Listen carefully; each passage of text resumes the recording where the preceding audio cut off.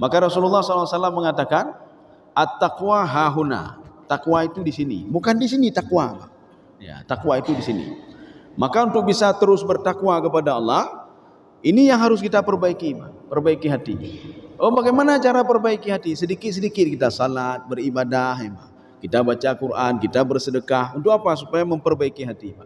Dengan kita perbaiki hati, maka lama-lama kita akan bisa dekat dengan yang menciptakan hati itu sendiri, itu Allah Subhanahu wa taala.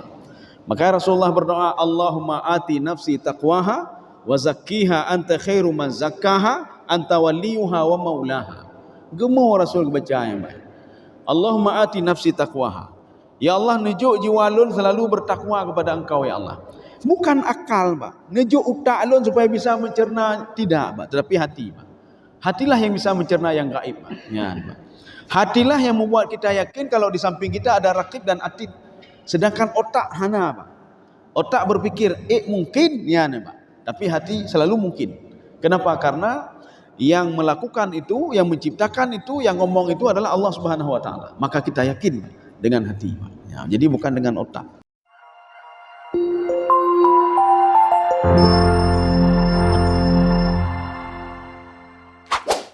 Selamat menonton dan jangan lupa di-subscribe ya. Assalamualaikum warahmatullahi wabarakatuh. Alhamdulillahi rabbil alamin. Wassalatu wassalamu ala asyrafil anbiya'i wal mursalin wa ala alihi wa ashabihi ajma'in. Raditu billahi rabba wa bil islami dina wa bi muhammadin nabiyya wa rasulah.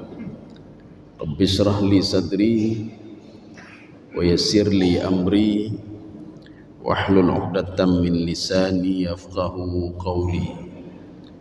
Allahumma ja'al jam'ana hadha jam'an marhuma wa tafarruqana min ba'dihi tafarruqan ma'suma. Kaum muslimin dan muslimat sidang jamaah subuh yang dirahmati Allah. Kita lanjutkan kajian kita pada tafsir surah Ar-Rahman. Kita menggunakan tafsir Hasyiyah Sawi ala tafsir Jalalain. Kita sudah memasuki ayat 27. Ya. Dari surah Ar-Rahman. A'udzu billahi minasyaitonir rajim. Bismillahirrahmanirrahim. Wa yabqa wajhu rabbika dzul jalali wal ikram. Jadi ayat ini dimulai dengan kata kerja present. Kata kerja present itu di dalam kajian nahwu itu maknanya juga al-mudawamah. Mudawamah itu continue artinya. Makanya nanti setiap kata kerja itu bisa saja dimulai dengan ya, dengan alif, ya mudhara'ah, alif mudhara'ah, ta mudhara'ah, itu maknanya mudawamah. Tetapi kalau seandainya dimulai dengan past tense, itu cerita-cerita masa lalu. Tapi nanti ada juga nanti di dalam kitab Balaghatul Quran, past tense itu maknanya present. Present itu maknanya past tense. Ya. Fi'il madhi kata lalu, tapi maknanya masa depan. Ada juga masa depan maknanya masa lalu. Ya. Ini ada pembahasan khusus. Itu judul kitabnya Balaghatul Quran dengan berbagai versi. Ya. Kaum muslimin sedang jemaah yang dirahmati Allah. Saya mohon diterjemahkan ini.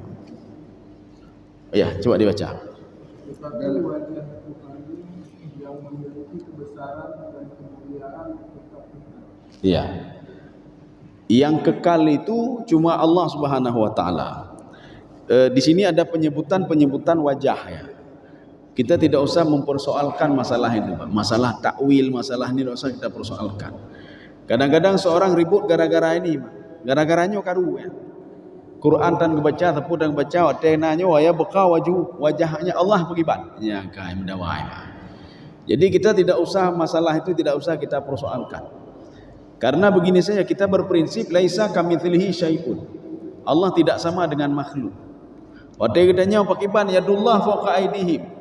Bagaimana yadullah? Kita jawab saja laisa kamitslihi syai'un. Baik dapat sama Allah itu dengan makhluk. Tidak akan sama. Allah dengan pencipta dengan yang dicipta tidak akan sama. Kita buat meja seperti ini, Kemudian ada kaki meja. Tiba-tiba ada meja satu lagi, dia ngomong sama meja ini, ngomong sama meja itu. Hai yang pegawai katanya kaki pun sama kayak katanya. Jadi kata meja ini sama enggak yang buat kita dengan kaki kita sama enggak dengan kaki yang membuat kita? Jelas tidak sama itu. Yang kita buat saja tidak sama dengan kita, apalagi yang menciptakan kitanya. Jadi makanya tidak usah disibukkan hal-hal seperti itu. Kita beriman saja. Iman itu kan bukan dengan otak, Pak. Jangan pikirkan dengan otak. Ini mungkin enggak tangan Allah nyampe pikir ingin otak, Pak. Karena iman itu dengan hati, Pak. Segala sesuatu itu kita salat barusan salat kita berjamaah. Penadah pahala, Pak. Kita yakin, Pak. Yakin kenapa? Allah mengatakan di dalam Al-Quran, barang siapa yang berbuat kebaikan maka akan diberikan pahala, akan dapat ridha Allah. Kita itu yang kita yakini, Pak. Yakin itu bukan dengan otak, tapi yakin dengan hati, Pak. Kalau otak ini cuma istilahnya seperti matematika, ya, Pak. Ini kalau begini bagaimana, ini bagaimana, penelitian ini bisa otak. Tapi kalau sesuatu hal yang tidak bisa dijangkau itu tidak bisa dengan otak, Pak, tetapi dengan hati, Pak. Ya. Kalau kita dengan otak, kita akan berpikir bagaimana kapal Nabi Nuh itu bahannya cuma dua, bi alwahi wa dusur. Alwah itu kayu, dusur itu paku. Kayu dan paku saja kok begitu kokoh sekali. Kita jangan berpikir dengan otak kita, Pak. Kita berpikir dengan keimanan kita. Kenapa? Yang buat itu adalah Nabi Nuh atas perintah Allah Subhanahu wa taala. Karena ilmunya Allah tidak akan pernah salah. Jadi kita itu prinsip itu saja prinsipnya. Baik dia fikir otaknya mungkin ya. Mungkin Allah kepegat. Baik fikir mungkin, Pak. Yang jelas keimanan. Maka Rasulullah SAW mengatakan, at-taqwa hahuna. Takwa itu di sini. Bukan di sini takwa, Pak. Ya, takwa itu di sini. Maka untuk bisa terus bertakwa kepada Allah, ini yang harus kita perbaiki, perbaiki hati.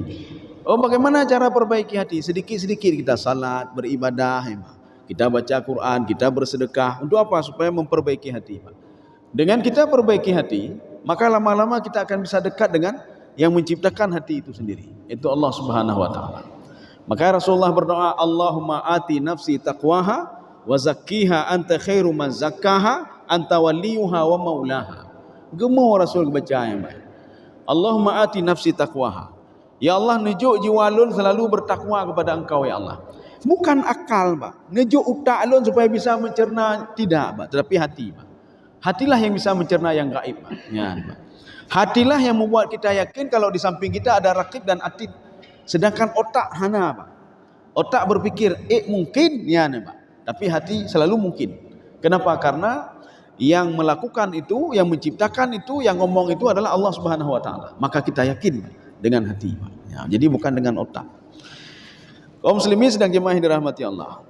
Ketika semua sudah dihancurkan oleh Allah, yang tinggal cuma zat Allah Subhanahu wa taala. Jadi kita tidak bisa mengetahui zat. Bagaimana caranya? Melalui sifat. Ya. Sifat Allah apa? Ar-Rahman, Ar-Rahim, Al-Qabid, Al-Basit, ya, Al-Jalal, Al-Muhaimin. Melalui sifat itu, Pak. Maka kita mengenal Allah Subhanahu wa taala melalui sifat Al-Muhyi, Al-Mumit. Sedangkan zat kita tidak bisa kita deteksi, Pak. Bagaimana Allah itu? Ar-Razzaq, pemberi rezeki, Pak. Bagaimana Allah itu? Ar-Rahman. Bagaimana Allah itu? Ar-Rahim. Allah sayang kitanya. Ya, Pak. Sayangnya Allah itu bukan hanya kepada orang mukmin saja, kepada seluruh makhluknya disayang oleh Allah Subhanahu wa taala. Buktinya apa? Rezeki tidak pernah putus diberikan oleh Allah. Tidak pernah putus. Ya. Makanya Allah tidak mengkhususkan orang beriman saja, tidak, tapi semuanya, semua makhluk Allah Subhanahu wa taala. Bahkan di dalam tafsir Al-Baghawi beliau mengatakan, itu rahmat Allah itu bahkan sampai doa-doa du'aul al-asin, doa pembuat maksiat dikabulkan juga oleh Allah. Doa pembuat maksiat. Ya, kenapa? Karena dia makhluk Allah Subhanahu wa taala. Cuma bedanya pemberian Allah kepada mereka liyu'adzibahum biha fid dunya wa tazhaqa anfusuhum. Pemberian Allah kepada mereka itu untuk mengazab mereka sendiri. Jadi mereka berusaha tapi salat tidak apa-apa, tidak. Diberikan juga oleh Allah. Tetapi apa? Untuk mengazab mereka wa tazhaqa anfusuhum, dan membuat hatinya selalu gundah. Ya. Pertanyaannya, kalau seandainya yang tinggal cuma zat Allah, apakah seseorang di alam barzakh akan merasai bagaimana tiupan sangkakala itu. Ya. Imam Sya'rawi nanti kita bisa melihat dalam pembahasan beliau.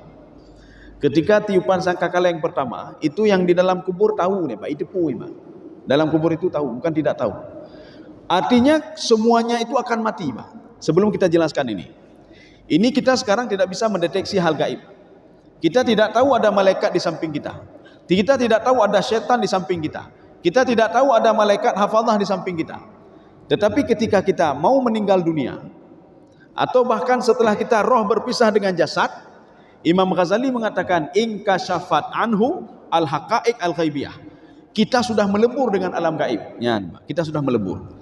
Ketika kita sudah melebur dengan alam gaib, disitulah kita bisa melihat ini setan yang selalu menggoda saya. Ini dua malaikat yang selalu mencatat apa yang saya lakukan. Ini malaikat hafazah yang selalu mengikuti saya. Ini malaikat yang di langit pertama, langit kedua, langit ketiga sampai langit ketujuh. Semua terbongkar. Maka ketika ditiup sangkakala yang pertama, malaikat-malaikat kan hanale, malaikat tidak ada. Semua tidak ada, termasuk manusia yang sudah terpisah dengan rohnya. Memang roh itu abadi. Jadi maksud abadi begini. Kalau tubuh ini hancur, tubuh ini hancur. Tetapi roh tidak, ketika meninggal masih dia hidup. Ya. Kapan dia mati? Sama seperti matinya malaikat. Ya. Sama seperti hilangnya juga rohnya malaikat, hilang malaikat. Malaikat, jin, iblis, setan semuanya. Maka ketika ditiup sangkakala yang pertama, tidak ada yang tinggal kecuali wa yabqa wajhu rabbika dzul jalali wal ikram. Saya mohon terjemahan ikram, coba diulangi sekali lagi. Dan yang tinggal, terjemahan itu agak berbelit-belit saya lihat, coba. Ya, diulang sekali lagi. Ya, ayat ke-7.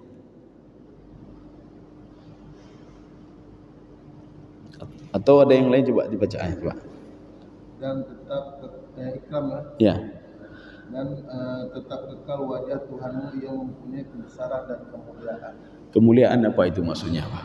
Jadi kemuliaan kata Imam Jalalain, al-ikramu lil mu'minin. Ya, nih Pak. Jadi tidak ada ikram lil kafirin. Tetapi dzul jalali wal ikram, jalal itu maknanya al-uzmah. Allah yang maha agung. Ketika kita bermasalah selalu kepada Allah. Ketika kita mentok adanya selalu kepada Allah. Ketika masalah rezeki selalu kepada Allah. Ini maksud dzul jalali. Wal ikram, ikram itu apa? Ikram itu lil mu'minin wa laisa lil musyrikin wala lil kafirin. Sifat ikramnya Allah itu hanya kepada orang mukmin. Ini kalau kita merujuk ke dalam tafsir Jalalain. Beliau mengatakan al-ikramu lil mu'minin. Jadi Allah memuliakan. Hana ke pemulia orang kafir. Hana ke pemulia orang musyrik. Hana ke pemulia orang munafik, orang musyrik, orang Yahudi, orang Nasrani, tidak. Bahkan di dalam surah Al-Baqarah, dalam surah Al-Fatihah saja kita diajarkan oleh Allah, ihdinas siratal mustaqim siratal ladzina an'amta alaihim ghairil maghdubi alaihim waladdallin. Jangan jadikan kami seperti Yahudi dan Nasrani. Jangan jadikan seperti Yahudi dan Nasrani. Kenapa? Yahudi dibenci oleh Allah, Nasrani dibenci oleh Allah. Ya. Jadi makanya al-ikram di sini khusus bagi orang-orang mukmin saja. Makanya ketika kita minta kepada Allah, minta rahmat dan berkah rezeki. Kalau diberikan rezeki, semua makhluk diberikan rezeki oleh Allah.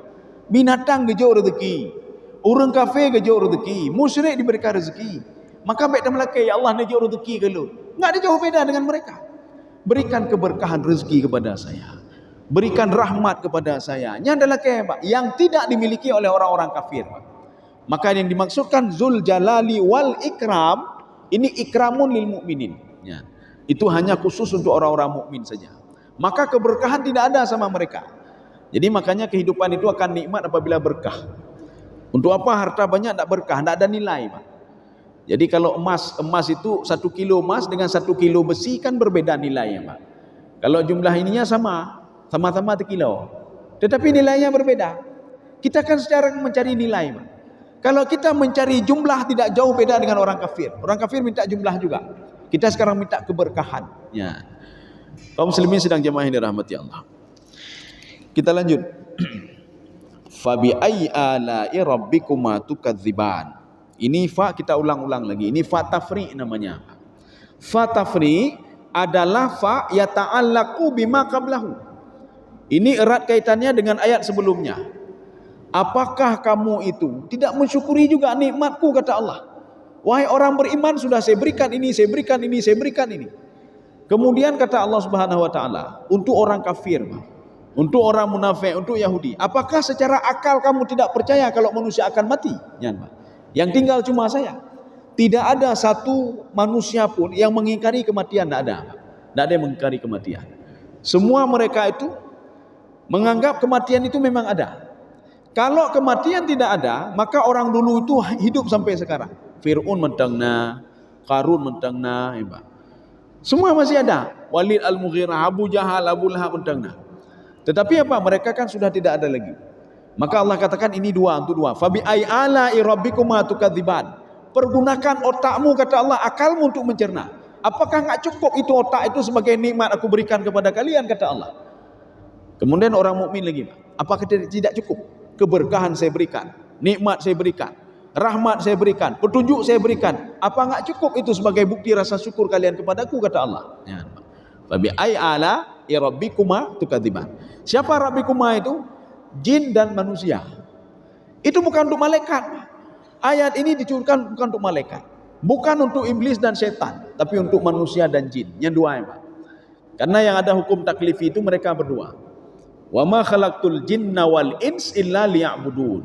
Tidak aku ciptakan jin dan manusia kecuali untuk menyembahku, kecuali untuk beribadah kepadaku, kecuali untuk dekat kepadaku, kecuali untuk mengenalku, kata Allah. Jadi ibadah dalam arti luas, Pak. Jangan kita pikir ibadah itu salat-salat saja, tidak. Ibadah itu banyak sekali ibadah itu.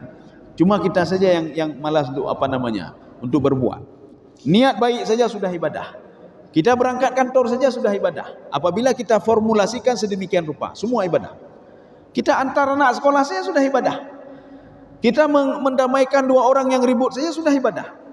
Kita jadi pemimpin saja sudah ibadah. Tapi dengan cara kita formulasikan dengan sedemikian rupa. Tapi hanya ibadah menyocok, ada gawab korupsi, ada gawabnya ke ibadah. Tapi dengan dia menjadi pemimpin, bisa dia ipegatnya, ipegat penajihau, gepedamai gawab, gepegatnya, gepegat yang positif, ibadah juga. Jadi semuanya itu bisa menjaga. Bahkan begini, di dalam sebuah ayat, sebuah hadis, kullukum ra'in wa kullukum mas'ulun ar ra'iyatihi. Semua kalian itu pemimpin dan akan dimintai pertanggungjawaban terhadap apa yang dia pimpin. Termasuk hadis satu lagi, sab'atun yudhilluhumullahu fi dhillihi yauma la dhilla illa dhilluh. Imamun adil. Ada nanti 7 kelompok yang mereka itu dalam lindungan Allah Subhanahu wa taala di padang mahsyar nanti. Tidak ada lindungan kecuali lindungan Allah. Salah satunya imamun adil. Ini kita kombinasikan hadis ini dengan hadis satu lagi. Kullukum ra'in, setiap kalian itu pemimpin. Umalun hana rakyat lo kita pemimpin. Pemimpin keluarga. Pemimpin keluarga. Nainau. Kita bertanggung jawab. Kalau istri berbuat maksiat, kita bertanggung jawab. Anak berbuat maksiat, kita bertanggung jawab. Kita bertanggung jawab. Ulun hana lu mengkawin lah, hana inang, hana tepu-tepu lah. Setiap seseorang itu memimpin anggota tubuhnya. Kalau anggota tubuhnya berbuat maksiat, akan dimintai pertanggungjawaban oleh Allah Subhanahu wa taala. Matanya berbuat maksiat, bukan sama mata Allah minta tanggung jawab. Hei, pekan haid jaga mata. Ya, Pak. Kalau tadi kenapa tidak sanggup menjaga rakyatmu? Kenapa tidak sanggup menjaga anakmu? Kenapa tidak sanggup menjaga istrimu? Sekarang kenapa tidak sanggup menjaga tanganmu? Kenapa tidak bisa mengontrol kakimu, mengontrol telingamu, mengontrol mulutmu? Maka semua akan dimintai pertanggungjawaban oleh Allah. Walaupun kita tidak memimpin rakyat, tapi kita memimpin diri kita sendiri. Kita memimpin tangan kita. Maka kalau kita memimpin diri kita sendiri, ketika lihat baik kalian maksiat, lo yang pimpin, dah berkah. Saya yang pimpin kamu. Tak boleh lihat maksiat. Ketika mau macam-macam, jangan buat macam-macam. Saya yang pimpin kamu. Ya, Pak.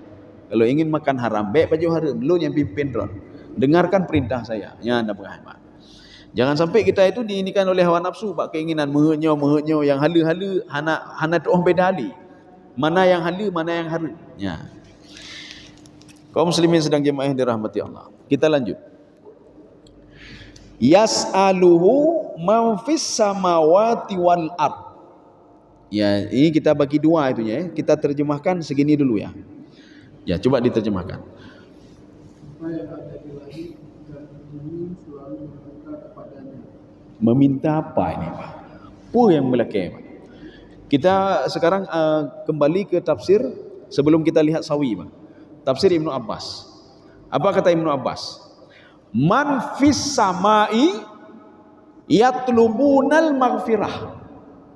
Yang di langit itu malaikat-malaikat mereka minta ampunan, Pak, ampunan. Ya. Bahkan kan masih umum ini. Ini dari Ibnu Abbas. Bahkan ditambah lagi Ibnu Jurayj, apa kata beliau? Para malaikat yang di langit itu minta ampunan untuk manusia. Lagi ampun ke manusia, lagi ampun, Pak. Ini dibuktikan lagi dengan kitabnya Imam Al-Qurtubi. Di situ beliau menjelaskan apa yang kita lakukan setelah kita meninggal dunia. Ada kitab beliau. Jadi artinya dari alam barzah sampai nanti kita dibangkitkan kembali oleh Allah Subhanahu wa taala. Kata beliau, ini sesuai dengan hadis juga. Ketika roh orang mukmin itu meninggal dunia, maka rohnya itu dibawa ke atas. Tidak ada pintu langit yang tidak terbuka. Tidak ada para malaikat yang tidak berdiri, Pak. Yang selalu mengucapkan, ya Allah ampuni dosa dia, ampuni dosa dia. Lagi ampun, Pak. Jadi makanya inilah yang dikatakan oleh Ibnu Abbas. Yang ada di langit itu dia minta ampun, ya, dia minta ampun, Pak. Yang ada di langit minta ampun. Sedangkan yang ada di bumi minta rezeki, ya, malaikat rezeki, Pak. Ya Allah najau rezeki, najau rezeki, Pak. Tapi ada juga pembahasan yang lain mengatakan begini. Yang di langit itu dia minta ampunan satu, dan ampunan untuk manusia. Minta ampunan dan ampunan untuk manusia. Ya Allah memaafkan saya kalau saya bermasalah, maafkan saya, ya Pak. Dan juga apa? Maafkan si fulan, maafkan si fulan. Kemudian manusia itu dua juga. Yang diminta adalah rezeki dan ampunan. Tapi kalau dalam tafsir Ibnu Abbas tidak. Dalam tafsir Ibnu Abbas mengatakan, penduduk langit itu malaikat minta ampunan. Bekepampun ya Allah, termasuk si fulan. Si fulan ampun, si fulan ampun. Kemudian yang kedua, manusia itu minta rezeki, ditiur aja. Ya Allah najau rezeki, kalau rezeki lebih lagi ampunan, ya Pak. Ya Allah ampun dosa lo, itu jarang. Yang diminta adalah minta rezeki. Tetapi di dalam riwayat yang lain, manusia minta rezeki dan minta ampunan. Malaikat begitu juga. Minta ampunan dan ampunan bagi manusia yang ada di bumi. Makanya kita kalau sudah dikenal oleh malaikat, aman udik bagi ban. Ketika Allah Subhanahu wa taala sayang kepada seorang hamba, Allah akan mengumumkan itu kecintaannya kepada seorang hamba kepada malaikat. Kita nanti bisa lihat dalam hadis qudsi. Apa firman Allah? Wahai malaikatku, ini hambaku, saya cinta sekali kepada dia. Apa yang kalian lakukan? Malaikat mengatakan, kalau engkau sudah cinta, kami juga cinta kepada si fulan, ya Allah. Apapun kami akan membela dia, ya Allah. Ya malaikat, Pak. Termasuk berdoa, Pak. Ya Allah, nakabul doa, ya Allah. Dia tak berdoa tengah malam, tak berdoa dia, Pak. Para malaikat juga amin, nakabulkan doa si fulan, Kenapa demikian? Karena kita sudah dikenal oleh malaikat, Pak. Itu rili malaikat, Pak. Tapi menyuhana itu rili malaikat, tak pegak maksiat, tak pegaknya, bahkan dituri dalam hal negatif. Oh tipulan nego. Hana mupu ya berdoa ni. Baik nakabul ya Allah, baik nakabul. Bahkan maksiat tapi bubut. Tapi kalau kita berbuat kebaikan, malaikat mengaminkan, Pak. Netulung ya Allah si fulan, netulung si fulan ya Allah. Ya ni, Pak. Ini seperti kejadian yang terjadi ketika malam Lailatul Qadar. Ketika malam Lailatul Qadar kan semua roh turun, Pak. Semua roh turun. Ini dalam satu tafsir, roh-roh itu roh-roh orang beriman juga turun. Tanazzalul malaikatu waruh. Ada yang mengatakan ruh itu Jibril, walaupun berpendapat macam-macam. Yang jelas di situ ada para malaikat. Para malaikat mendoakan salamun, keberkahan. Atau dalam bahasa lain, ada kalimat kata benda maknanya doa, perintah. Ya Allah, nekabulkan, memberikan rahmat, memberikan keberkahan. Maka beruntunglah orang-orang yang bisa beribadah pada malam Lailatul Qadar. Karena doa malaikat bertambah halam, Pak. Ya. Tapi walaupun tidak malam Lailatul Qadar, setiap hari juga malaikat berdoa ampuni si fulan, ampuni si. Itu kalau sudah dikenal. Tapi kalau tidak dikenal, so alah urung pokok mati ke pun dah lagi ampun, Pak. Urung pokok mati ni, Pak. Dah lagi ampun pi tetap lagi yang citra je, Pak. Ya. Kaum muslimin sedang jemaah yang dirahmati Allah. Sekarang kita lihat di sini. Dalam riwayat disebutkan tas'alu al-malaikah ar-rizqa li ahli al-ardi. Ya ini, Pak. Ini kata Ibnu Jurayj. Ini dalam tafsir Sawi. Para malaikat minta apa? Para malaikat minta untuk diturunkan langit ke bumi. Ya ini, Pak. Ini yang makna yas'aluhu man fis samawati wal ard. Penduduk langit, penduduk bumi itu selalu minta kepada Allah Subhanahu wa taala. Apapun dia minta kepada Allah, siapapun dia. Acikala nururung kafir. Walaupun dia menyembah patung, itu ada dalam Al-Quran disebutkan. Mereka walaupun menyembah patung, kata Allah, ketika aku berikan bencana, patung-patung terpupur, hana tinggal lagi ke patung, yang tinggal gelun, kata Allah. Allah tinggal ke Allah. Patung dia lupakan, Pak. Kenapa? Dia tahu patung itu tidak bisa memberikan mudarat. Menyuhana dapati, acik pesawat tiga, Pak. Kita naik pesawat, di samping kita itu entah apa agama ini, Pak. Yang laleng aktivitas roh, Pak. Coba pesawat ketika oleng pesawat ini, Pak, atau tidak ada udara, atau bermasalah, itu semua Allah, semua ke atas tangannya, Pak. Kenapa? Karena dia yakin kepada Allah. Fitrahnya yakin kepada Allah. Ya. Maka manusia ketika dilahirkan itu fitrahnya memang yakin kepada Allah. Sebelum manusia itu disatukan roh dan tubuhnya, Allah sudah mengatakan kepada roh siapapun itu, alastu birabbikum. Bukankah saya ini yang menciptakan kamu, yang memberikan rezeki kepada kamu? Roh menjawab, qalu bala. Betul ya Allah. Jadi makanya ketika manusia itu sudah menyatu rohnya, ketika bermasalah, itu fitrahnya itu kembali lagi, Pak. Fitrahnya kembali lagi. Dia teringat lagi kepada penciptanya, yaitu Allah Subhanahu wa taala. Maka Allah katakan patung-patung itu yang gadah mendumnya, hana tinggal lagi ke patung. Ya. Lagi waktu gempa tsunami baru sama. Yang Cina ngitangan tu lelah juga, Pak. Ada yang Allah. Yang dua mendung. Maknanya batin dia itu, dia mengakui kalau yang menciptakan dia adalah Allah Subhanahu wa taala. Cuma kata Imam Sawi, yang membuat manusia itu ingkar, ibadah, tidak mau berbuat kebaikan, itu ketika menyatu dengan tubuh. Ya, Pak. Lalu pertimbang tubuh ke Pak. Pertimbang tubuhnya hanja bina tu, hanja kena ujun darjat masih. Yang pertimbang tubuh, Pak. Nyon tu kasakitnya, kasakit je hanya ibadah dengan malam, sakit oleh dia kasakitnya, yang pertimbang tubuh, Pak. Padahal roh ingin sekali dia beribadah dalam kondisi apapun. Roh ini, Pak. Dalam kondisi apapun. Makanya ketika kita mau meninggal dunia, dalam kondisi apapun, roh itu minta kepada Allah, kembalikan saya sebentar, saya mau beribadah. Kembalikan sebentar saya mau bersedekah. Ya, saya ingin berbuat kebaikan. Oh, tak ada lagi, kata Allah. Lanjut lagi, Pak. Ini waktu terus berjalan. Artinya detik itu setelah berjalan tak bisa track lagi, Pak. Latar kabunna tabakan an tabak, kata Allah. Setiap yang lalu itu tak bisa jalan, tak bisa track lagi, Pak. Terus berjalan. Ya. Yas'aluhu man fis samawati wal ard. Kita sudah cerita pada pertemuan yang lalu, kenapa langit itu dibuat jamak? Samaun, samawat. Sedangkan ardon, kenapa tidak ardun atau al-aradi? Ya, nih, Pak. Jadi bumi kan itu juga. Langit kan ada langit pertama, langit kedua, sampai langit ketujuh. Bumi ada juga. Bumi bukan lapisan dalamnya, tidak. Artinya apa? Di luar bumi ini ada bumi ke satu, yang kedua, yang ketiga. Lapisan satu, lapisan dua sampai ke bawah, Pak. Jadi bukan lapisan di dalam bumi ini, tidak. Seperti langit. Langit satu itu lapisan satu, lapisan dua sampai lapisan ketujuh. Sehingga di dalam hadis disebutkan begini: 7 lapis langit, 7 lapis bumi. Maknanya apa? Terus ke bawah. Contoh di dalam surah Nun, ketika Allah berfirman, Nun wal qalami wa ma yasturun. Ada satu penafsir yang unik, itu Ibnu Abbas. Ibnu Abbas adalah satu-satunya penafsir yang berani menafsirkan potongan-potongan ayat di dalam Al-Quran. Kita tidak perlu ragu kepada beliau. Kenapa? Beliau hidup pada masa Rasulullah SAW. Kalaupun penafsirannya salah, maka akan ditegur oleh Rasulullah. Ini pengahadannya. Ya, Pak. Apa kata Ibnu Abbas? Nun itu kata beliau al-hut. Al-hutul ladzi akala Nuh.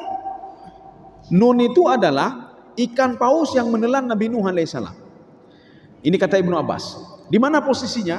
Posisinya di bumi ketujuh, kata beliau. Lapisan ketujuh. Maksudnya apa? Ini bumi, lapisan pertama, lapisan kedua, sampai lapisan ketujuh. Di situ, kata beliau, ada sebuah lautan yang terhampar luas, kata beliau. Disitulah ikan Nabi Nuh tinggal sekarang, kata beliau. Jadi bukan lapisan ketujuh, Pak. Lapisan ketujuhnya, lapisan pemuka, lapisan itu, Pak. Tetapi apa? Di bawahnya lagi. Sehingga roh orang-orang yang berbuat jahat itu berada pada lapisan bumi ketujuh, di bawah sekali, Pak. Yang namanya sijil. Satu lagi iliyin, fi sijil, fi iliyin. Iliyin itu tempat paling tinggi. Ada yang mengatakan di bawah langit ketujuh. Ada yang mengatakan di langit ketujuh. Yang tidak berbeda pendapat, bumi ketujuh. Bumi ketujuh itu sijil namanya, Pak, penjara iblis. Ya. Jadi bukan di bumi ini. Bumi ini berapalah besar bumi ini, Pak? Kalau dibandingkan dengan matahari, bumi ini kecil sekali, Pak. Ya. Jadi arti lapisannya apa? Setelah bumi ini, di bawahnya ada lapisan lagi, Pak. Artinya ada kehidupan lagi. Sampai ke 7 ada kehidupan, Pak. Kita tahu cuma kehidupan di bumi ini saja. Jadi makanya di dalam tafsir Al-Baghawi beliau mengatakan alam itu ada 1000 alam. Inilah yang Allah katakan, Alhamdulillahi Rabbil Alamin. Kenapa menggunakan ya dan nun? Kenapa tidak alam saja? Bismillah, Alhamdulillahi Rabbil Alamin. Tidak usah alamin. Kenapa alamin? Karena alam itu banyak. Yang kita ketahui Pak, alam ini, alam apa lagi, alam gaib atau kehidupan ini. Cuma itu yang kita tahu. Di Mars tidak ada kehidupan, cuma bisa kita deteksi Pak. Itu saja yang kita tahu Pak. Tetapi dalam tafsir Al-Baghawi dikatakan, kehidupan yang dipenuhi dengan air itu ada 600 alam Pak. 600 alam. Termasuk tempat ikan yang Nabi Nuh itu tinggal. Sekarang Pak. Ini dibuktikan kalau ikan Nabi Nuh masih tinggal sampai sekarang. Firman Allah sendiri dalam Al-Quran. La labitha fi batnihi ila yaumi yub'atsun. Kalau seandainya bukan menelan Nabi Nuh, Nabi Yunus ya salah. Bukan Nabi Nuh, Nabi Yunus yang ditelan oleh ikan itu. Allah mengatakan Nabi Yunus itu akan terus berada dalam perut ikan kalau dia tidak bertobat dan mengakui dosanya. La labitha fi batnihi ila yaumi yub'atsun.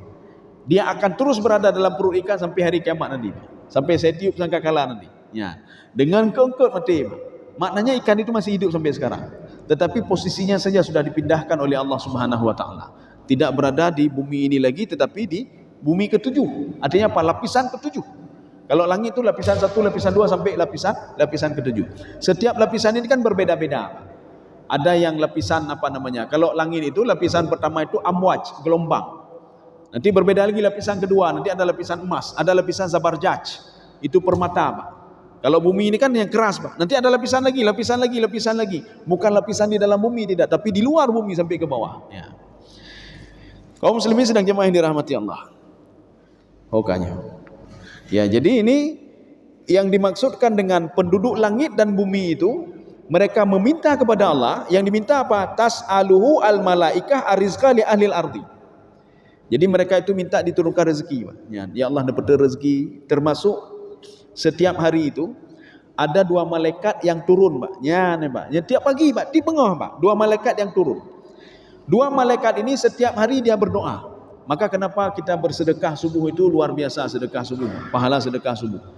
Karena setiap 2 malaikat turun, malaikat pertama berdoa kepada Allah, Allahumma a'ti mumfiqan khalafan.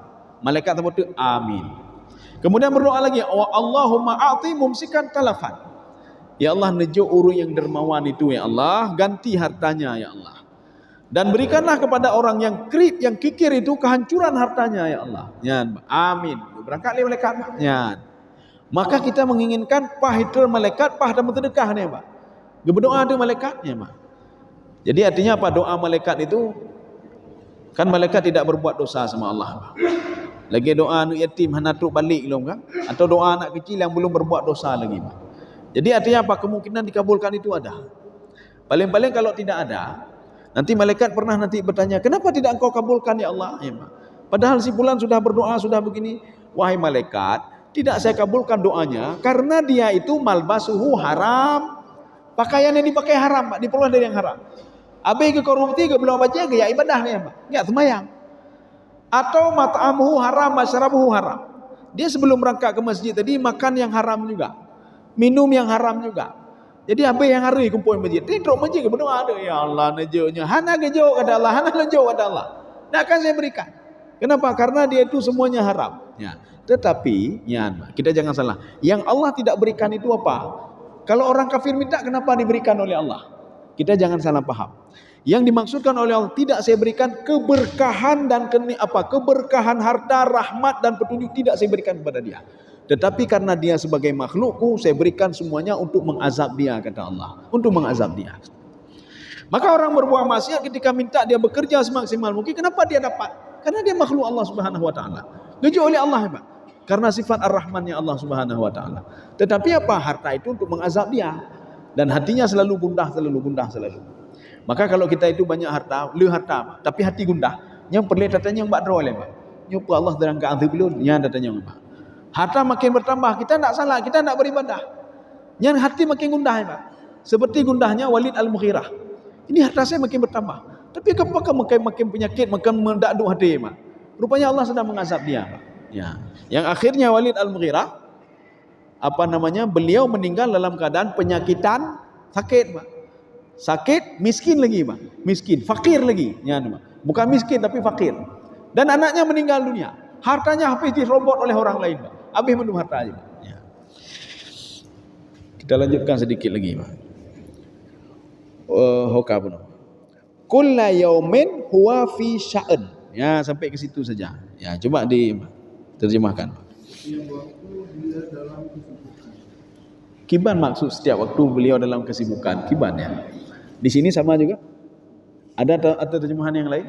Saya ulangi lagi terjemahannya, Pak. Di setiap waktu Allah itu disibukkan, ya, disibukkan. Disibukkan apanya maksudnya? Jadi begini, Pak. Jadi maksud disibukkan, setiap permohonan hambanya itu selalu dipenuhi oleh Allah Subhanahu wa taala dan tidak silap sedikit pun. Ya, ini maksudnya. Dia beda fikir, ya Allah lu doa lagi ifib ya Allah, ya, Pak. Ifib. Sedangkan tipulang melakai cik, ya, Pak. Lagi katanya mengajukan permohonan, Pak. Permohonan dananya. Oh, hansip le kai tipulang KB, ya, Pak. KB. Hanjila kele. Tengok lakai lambah, tengok tu na dana lam na proyek lam. Tenukun buka proposal, ya, Pak. Apakah Allah seperti itu juga? Tidak. Kulla yaumin huwa fi sya'an. Makna yaumin itu kalau kita bahasakan dengan bahasa Indonesia hari, Pak. Tetapi bukan hari itu maknanya. Kulla auqatin, setiap waktu, wa kulla lahadzat, setiap detik. Bahkan ini membuat Nabi Musa alaihissalam penasaran. Apa kata Nabi Musa? Ya Allah, saya penasaran. Makhluk di dunia kan banyak sekali. Ada manusia, manusia itu pun banyak sekali manusia. Nah yang kulit hitam, nah kulit putih, nah urang panjang, nah yang pane, nah yang nyo, nah bede, macam-macam manusia itu manusia saja. Kemudian yang kedua binatang. Ada yang hidup di daratan, ada yang di udara, ada yang di laut, ada yang di gunung, ada yang di lembah. Kemudian tumbuh-tumbuhan. Kan banyak sekali itu ya Allah. Bagaimana cara engkau memberikan rezeki kepada mereka? Ya, ini pertanyaan Nabi Musa alaihissalam. Gimana cara nunjuk rezeki? Kalau kita kan nak drombe ilai untuk timbulan nilai. Drombe ilai, apakah itu berlaku bagi Allah? Tidak. Dalam setiap kulul lahadzat, sekarang kita buktikan. Ketika Nabi Musa bertanya seperti itu kepada Allah, apa kata Allah kepada Nabi Musa? Ya Musa, ambil tongkatmu. Sekarang kamu pukul batu yang ada di depanmu. You bate yang dipukul oleh Nabi Musa alaihissalam. Batu yang di depan itu Nabi Musa bertanya-tanya. Saya tanya bagaimana mendistribusikan rezeki, apakah you peh bete, Pak? Ya. You peh bete, kempeh bete main bete yang kan, Pak. Tapi you peh bete batu besar di depan Nabi Musa alaihissalam. Ketika batu itu terbelah, rupanya ada batu lagi di situ. Nabi Musa makin heran, ada apa ini Allah? Tamsilan apa seperti ini? Kamu pukul lagi batu yang kedua itu. Dipukul lagi oleh Nabi Musa alaihissalam. Ketika batu kedua terbelah, ada batu lagi. Nabi Musa makin bingung. Saya tanya bagaimana rezeki itu, kok saya disibukkan dengan pukul-pukul batu. Sekarang kamu pukul batu yang ketiga lagi. Dipukul lagi oleh Nabi Musa batu yang ketiga, terbelah lagi, Pak. Rupanya disitulah. Fawajada dudatan. Nabi Musa ketemu dengan seekor ulat, Pak, yang sedang makan daun segar. Nabi Musa berpikir dengan otaknya, maka setiap rahmatnya baik fikir dengan otak, Pak, dengan hati dia fikir, Pak. Yang baik dia fikir dengan otak gimana cara Allah kejut rahmat rezeki ke binatang yang naik miyuk laut, Pak. Gimana cara, Pak? Bagaimana caranya yang ada di dalam batu? Yang baik dia fikir dengan otak, Pak, dengan hati dia fikir, Pak. Pak. Jadi makanya Nabi Musa heran, kok bisa ada seekor ulat, dia di dalam batu itu sudah berapa kali dipecahkan, dari mana datangnya daun-daun itu, dari mana datangnya? Kemudian Allah mengatakan, begitulah saya berikan rezeki kepada hambaku, tidak luput sedikit pun, kata Allah, dimanapun dia berada, kata Allah. Yang membuat takjub lagi Nabi Musa alaihissalam. Sekarang coba kamu dekatkan batu itu ke telingamu. Di situ kan ada ulat tadi, Pak, didekatkan, Pak. Dengan izin Allah, Nabi Musa alaihissalam bisa memahami bahasa ulat tadi, Pak. Rupanya ulat tadi setelah makan daun segar sikit kejang kecil itu, dia berdoa kepada Allah, Pak. Apa doanya? Alhamdulillahilladzi la yansa man dzakarahu. Alhamdulillahilladzi la yansa man dzakarahu. Segala puji bagi Engkau ya Allah. Terima kasih ya Allah karena juun segar itu. Engkau tidak pernah lupa kepada makhlukmu yang terus berzikir kepadamu. Ini menandakan ulat tadi berzikir dia, Pak. Dia teringat kepada Allah. Maka ketika dia teringat kepada Allah, Allah juga teringat kepada dia. Maka rezekinya kontinu. Ya. Manusia benar kontinu, Pak. Orangnya menerima rezeki tengok kahan ali. Maka mepepek tepi-tepi. Tepi-tepi mepepek. Hana rezeki orangnya hana rezeki, tapi hana rezeki mah Pak. Gebedah cari napanya ke fikirkan rezeki Pak. Hana rezeki orangnya, hana rezeki orangnya. Gejuk dah rezeki. Ni dah lagu mau pepep tapi Pak. Ni dah lagu rezeki. Nak tahu dia cara berterima kasih kepada Allah Subhanahu wa taala. Makanya Allah kena nuruh draw juga dia kata Allah. Ini sesuai dengan firman Allah di dalam hadis qudsi. Allah mengatakan begini. Wahai hambaku, kalau di antara kamu yakin kepadaku, kata Allah, yakin kepadaku, dan dia bertawakal kepadaku, masalah rezekinya, masalah hidupnya, masalah matinya, ibadahnya, dia tawakal kepadaku, maka akan aku urus kehidupan dia, kata Allah. Jadi makanya tak kalian mesti urung-urung pakan gak nyan hana sibuk dah Pak, ulama-ulama dulu Pak. Kenapa dia tidak ada masalah apa-apa? Semua sudah dijaga oleh Allah. Tetapi kata Allah, kalau kalian tidak yakin kepadaku, kalian yakin kepada tangan kalian sendiri, kalian yakin dengan jabatan kalian, kalian yakin dengan harta kalian, tak pengah Pak ne tenang mentang ne apa? Harta ayah na 7 keturunan ne. Ya ne Pak. Hana pelaya ne. Ya Pak, hana pelaya. Ini seperti kata Walid Al-Mughirah kepada anaknya. Tak perlu takut kalian. Harta saya lebih banyak dari Muhammad itu. Dia bertawakal dengan hartanya. Hana bupuna semasa ayah hana jabatan bereh undum ne. Ya Pak, kata dia Pak. Nya jabatannya 5 tahun bereh ne, tenang ne. Barang siapa yang bertawakal sama jabatannya, kata Allah, bertawakal sama hartanya, tenang mentang ne, harta ayah le ne, pemeh ne, menteri je ne. Ya menterinya tenang mentang ne. Ya Pak. Atau bertawakal sama jiwa dia Pak. Ini kalau enggak tubuh saya seperti enggak bisa orang tu enggak bisa berbuat macam-macam. Maka saya bisa menolong dia. Bertawakal pada tubuhnya Pak. Nyoka tubuh leka kuat ni Pak. Maka Allah mengatakan, kalau kamu bertawakal pada tubuhmu, tawakal kepada hartamu, tawakal kepada jabatanmu, tawakal kepada dunia, ya uruh draw juga di Allah. Urus sendiri. Makanya banyak orang yang bertawakal pada dirinya, kadang-kadang depresi je Pak. Umanya pegang sipnya kan tutah ya Pak. Kenapa? Karena dia bertawakal sama harta Pak. Umanya jabatannya, tang tiada kai pindah halunya, kan tutah halunya. Hanya dah buka terpulih yang kurang ya Pak. Umanya kekuatan kahek itu yang sakit ni Pak. Karena dia tawakal sama dirinya sendiri Pak. Maka Allah mengatakan dia uruh draw juga dia. Uruh draw juga dia. Makanya orang-orang musyrik uruh hana semayang, uruh kafenya, dia sibuk dengan hartanya ya uruh draw ya Pak, uruh draw ya Pak. Karena dia bertawakal pada diri dia sendiri Pak. Sedangkan orang yang salat, alambah gejok wana pi hana buku. Kepuput apa jauh harta yang penting. Maka Rasulullah mengatakan, sebenarnya kebutuhan manusia itu setiap hari yang dia pikir cuma perutnya, kata Rasulullah. Perutnya Pak. Perutnya yang fikir, perut itu enggak besar sekali, kata Rasulullah.